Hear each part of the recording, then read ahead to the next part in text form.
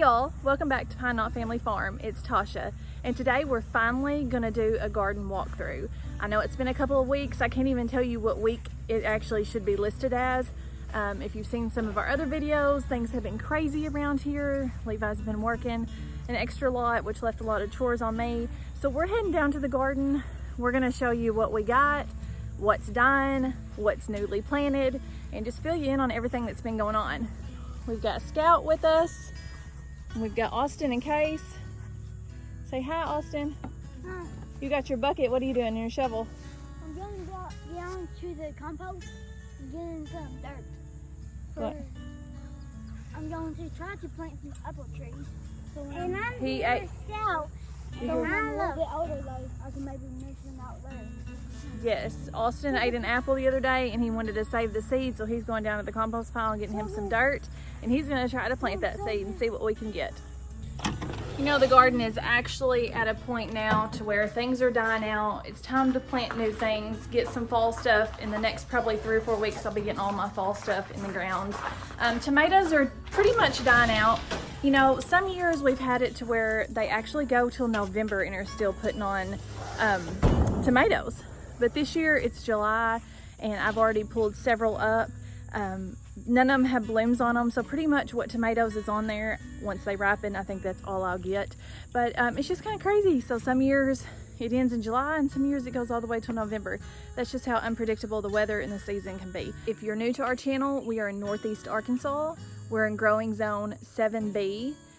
We've had actually a really cool snap this week, which has been really nice on the plants. It kind of gave them a break. Our humidity is actually down to about 48% right now. I just looked a while ago and it's been 95 to 98%. So it has just been absolutely amazing. They said by Sunday, a couple of days from now, that the mugginess and the humidity is going to be back. So we're taking advantage of it. We've got a lot of stuff done in the garden and it's just really nice to kind of have a break from this southern heat. Give you the overlook of the garden.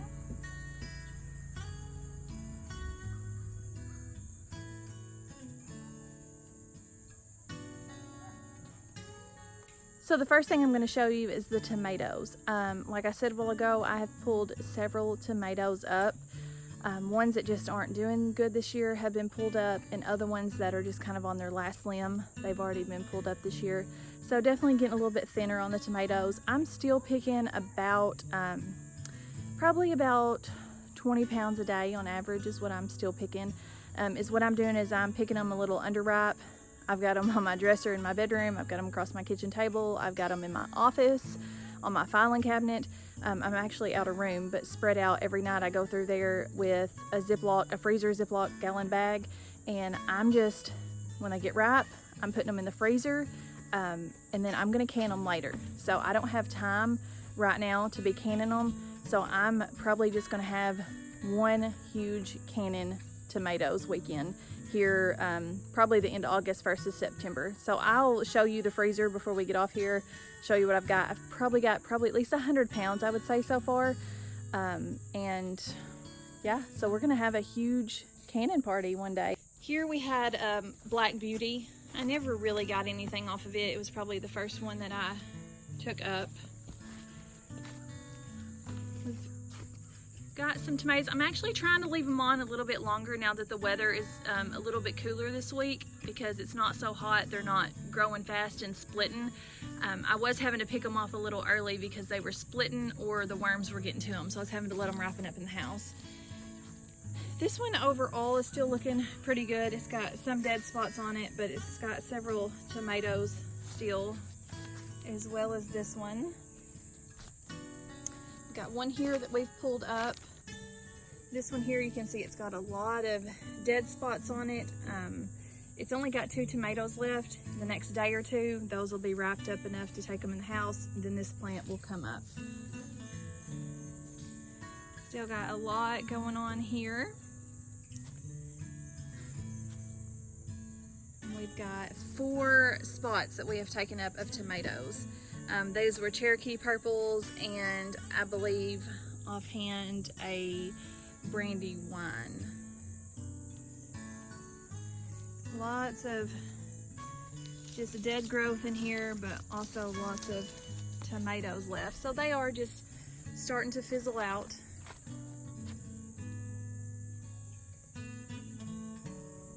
And after this video tonight, I'll pick and harvest.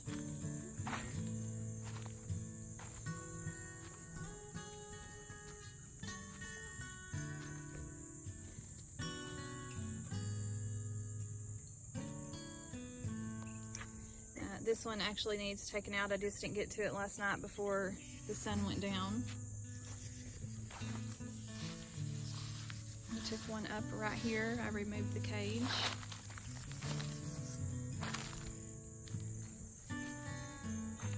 These are those German Johnsons. I actually weighed one earlier today that I have in the house about this size, and it was a little over 2 pounds.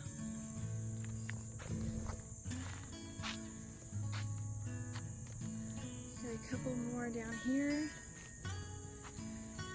So overall, the tomatoes didn't do too bad this year. They didn't do too great. I still got plenty to can and put up, I think, what I need to put up, and just kind of pulling them out little by little, cleaning up the area. Bell peppers are all doing really good. They're still looking great. This is probably the best harvest I've had in a while for bell peppers, especially the green ones here. I've actually froze several of them. Is what I do is I just take them and wash them. I cut them in long strips and vacuum seal them. And that way they'll be good for chili, baked beans, or just roasted later on. Here's one of the jalapeno plants that I purchased at Tractor Supply. You can see it's kind of gotten pretty big. I've gotten several jalapenos. What I've done with those, I've just stuck those in the freezer in vacuum sealed bags. I'll pull them out later and can them because I don't have time right now.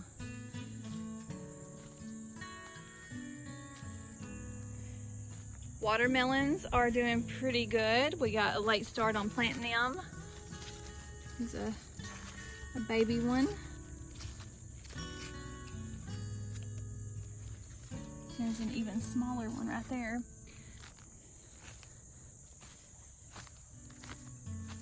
This one is probably the biggest one that I have come across so far. It's pretty good size.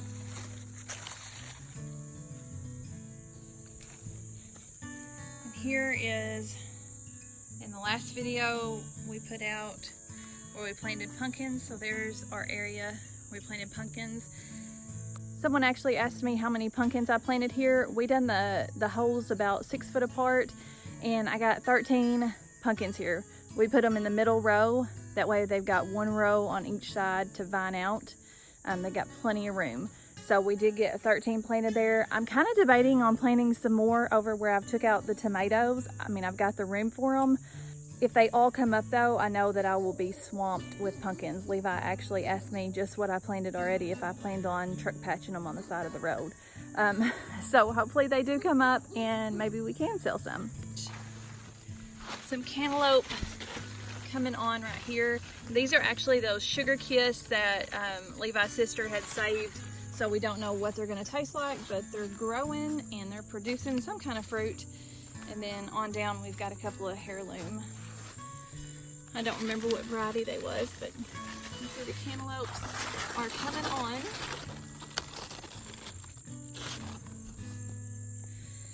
Our okra over here is doing really well.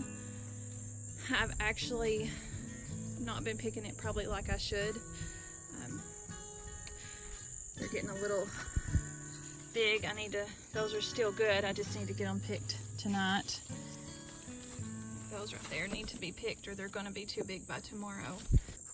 So we're going to show you how tall the okra is. It's almost over my head in cases, of course, past my shoulders. I mean, 7 years old, he's growing like crazy. Don't you slow down just a little bit, you know it? No. So you can see how tall the okra is. It's getting way up there. Look how big the squash is, people. Our squash plant is still going strong. I actually planted a couple of new ones over here that are getting pretty big because I figured these would kind of fizzle out by now, and they're still going strong. I've just never had squash like this. I mean, this lemon squash, if you want a squash that produces really, really good, this lemon squash, it produces like crazy, and it tastes just like regular squash. It's just circle shaped. There's nothing lemony about it. But yeah, my squash plants, I really thought that they would be done by now, so I got new ones started, and kind of getting tired of squash, honestly. So, but we're going strong. These are the new ones I had started, and these are they're just going. I mean, you can see all of the squash in there. So I just didn't expect them to be going this long and this good. Our gherkins are making their way all the way to the top of the trellis. So we will see how that turns out. This is the first time for us. And this is those red okras. I'm not actually tried any yet, but look how huge. I mean, and this is how they come out of the shoot, is that big. It is unreal. I just done it kind of for an experiment, but you can see those shoots. They're just really massive. Here we've got our cotton plants. You can see how tall they are in reference to case. They're doing really good because it's been so hot. They love this heat. Several blooms in there. There's a bloom right there. It'll be just a little while before they actually put anything off, but you can see those blooms, and they're everywhere. Okay, if you've noticed something is a little bare, we've actually got this trellis that the Kentucky Wonder pole beans was on. The noodle beans, they were fine. I put several up in the freezer. I didn't actually end up canning any. Our family's just not super crazy about them. If you're wanting a bean that is very heat tolerant, that produces a lot, the Chinese red noodle bean is a great bean. We just wasn't crazy about it, so I went ahead and got what I wanted to get and tore them out, and we're gonna start planting something else here. Also, this trellis back here is empty. This had the Kentucky Wonder pole beans on it. They were not doing good there. I know if you'll reference back to my other videos, the bugs were eating them. They just was not producing but a little bit. They actually connected over here to this trellis and started going up and started producing really well, but they were mixed in with the Chinese noodle beans. So I have actually got, and I'll show y'all here, I planted some more pole beans on this trellis because I think they're actually gonna do better on the trellis. I don't know if they just got more room to breathe. They were getting a little bit too clustered on that straight trellis there, and they just didn't have any room to breathe, kind of smothering. So I think they just needed some airflow. Planted these about 4 or 5 days ago. These are the Kentucky Wonders, and we'll get them on the trellis. I started some scarlet runners on this side, this front section here. I just put those in the ground a couple of days ago, so none of those are coming up yet. Hopefully we will get them in the next day or two. They'll start popping up. So that area does look extremely bare right now. The Chinese noodle beans looked gorgeous hanging down. It was almost kind of like a magical fairyland or something. They were really pretty.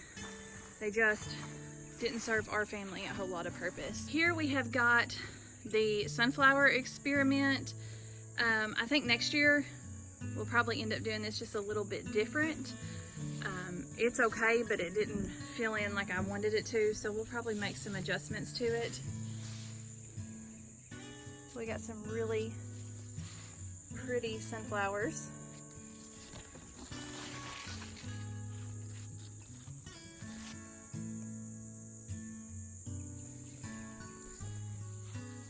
And sweet potatoes are still doing good.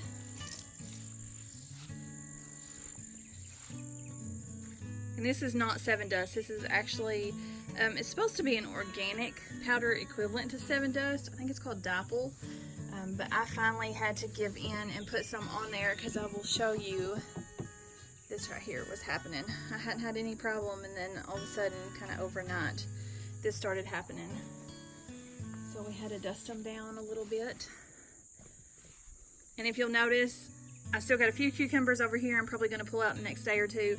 All the cucumbers over here are gone. This is another one of those large okras. We got our wonderful zinnias still.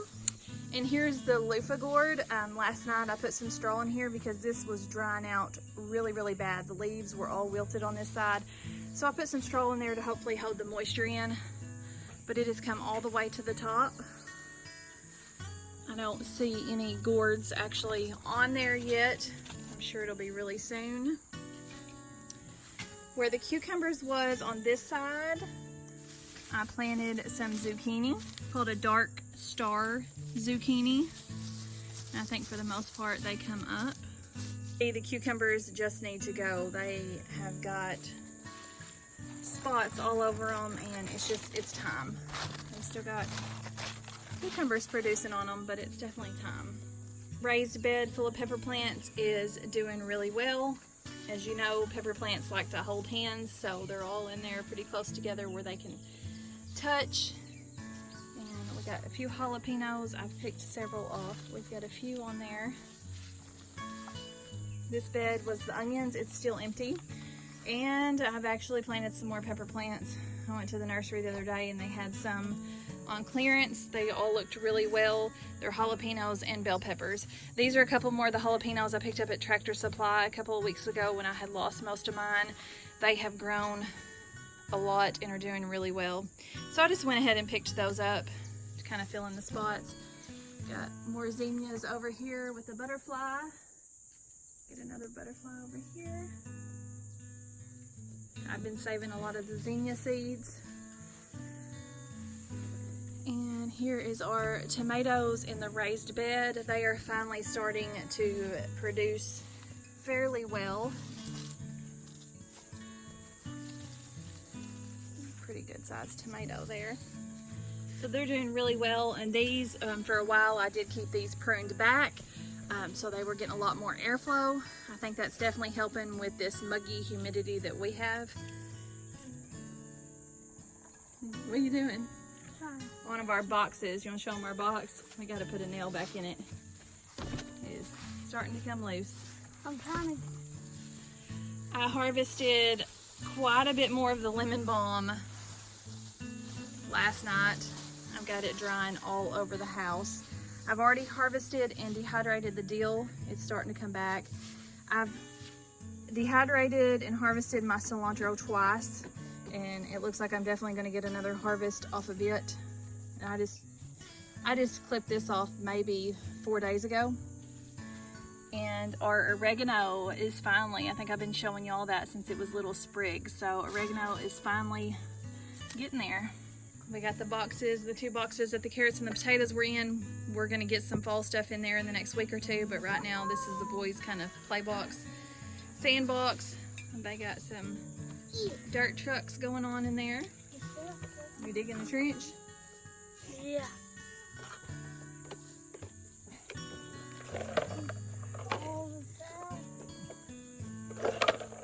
Red Russian kale I planted about 4 or 5 days ago. They're coming up really well. That'll be good for this fall. We just got done doing our live and now I'm picking some tomatoes before we go in. Look how big this tomato is, y'all. So I hope you've enjoyed hanging out with me in the garden.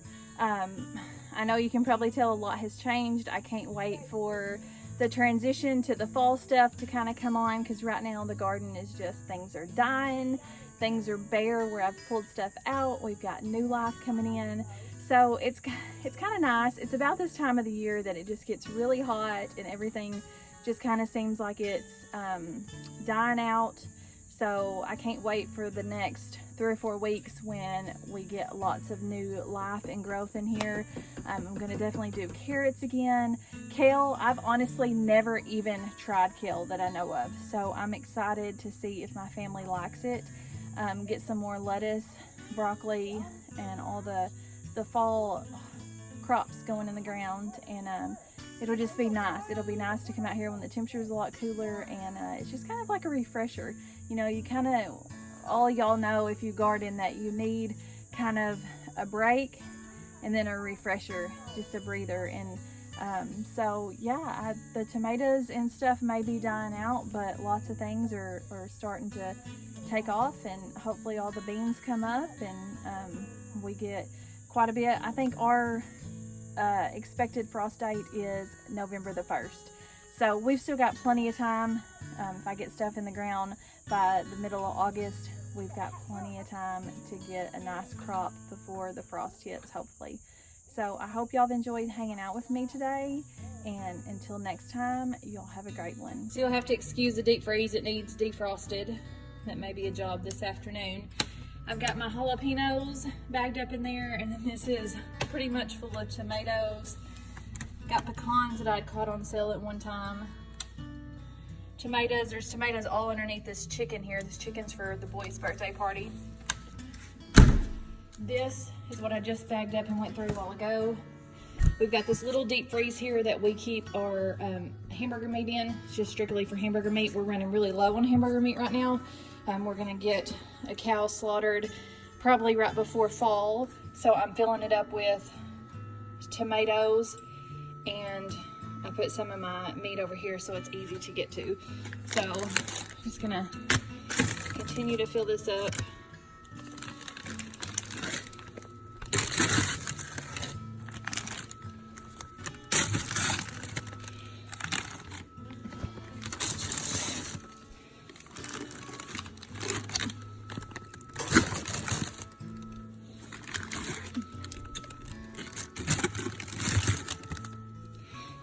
So just kind of lay them real gently, and then later on you can kind of organize them a little bit better once they get froze so they don't get squashed.